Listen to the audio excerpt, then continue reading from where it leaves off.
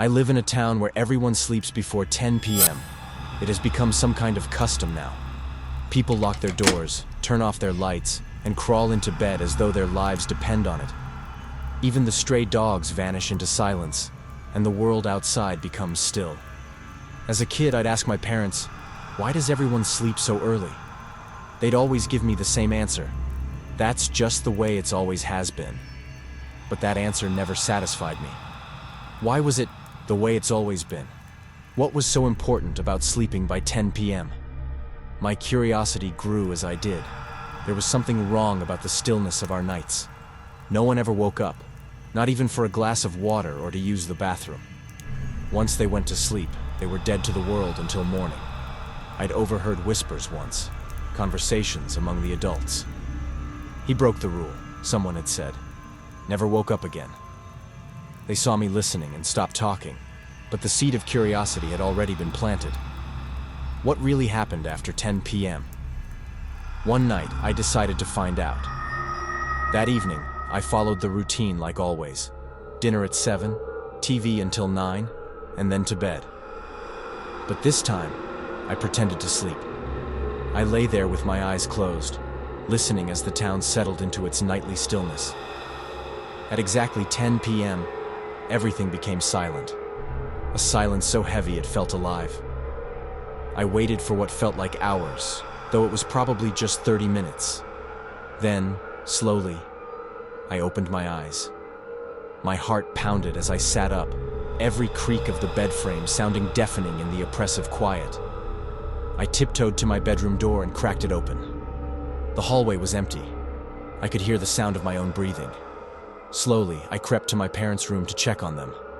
They were fast asleep. Their faces were calm and undisturbed. For a while, I just stood there, watching them. But as I turned back toward my room, that's when I felt it. A presence. Not something I could see or hear, but something I knew was there. The air grew colder, pressing down on me like a heavy blanket. The hair on my arms stood on end, and my instincts screamed for me to run. And then, I heard it. "Why are you awake?" I froze. My mouth went dry, and my limbs felt like lead. But then I thought, it's Mom. It has to be Mom. I felt relief for a moment. But as I turned toward the voice, I noticed my parents' room.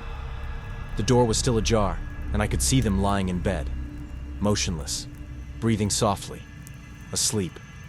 If they were asleep, then who? The voice cut through my thoughts, louder this time, with anger. "Why are you not sleeping? You were supposed to be asleep." The sound was coming closer. My chest tightened as I turned the corner, and then I saw it. It wasn't my mother, not my father, not anything human. The figure was impossibly tall and thin. Its skin stretched taut over its skeletal frame. Its face, or the space where a face should have been, was a void, a swirling black emptiness. "It's all your fault. You should have stayed asleep." Panic overtook me and I ran. My legs felt like lead. My breath came in sharp gasps. But I didn't stop until I slammed the door of my room shut behind me. The knocking started immediately. Loud, violent, relentless.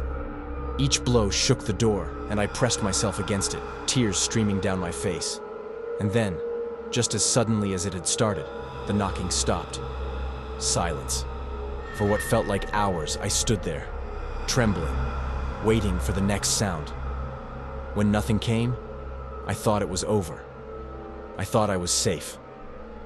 I opened the door. And that's when I realized something was wrong. The world outside wasn't the same. The air was thick, suffocating, and the walls of the house seemed warped, their colors dull and faded. The clock on the wall caught my eye, and my stomach dropped. The hands weren't moving. It was 10 p.m., and it always would be. I don't know how long I've been here. Days, weeks, years? Time doesn't exist anymore. Not in this place. The town is empty now. No parents, no neighbors, no life. Just me. Wandering the streets, searching for an escape that doesn't exist. I haven't eaten or drunk anything since that night, yet I'm not dead. I should be dead, but I'm not.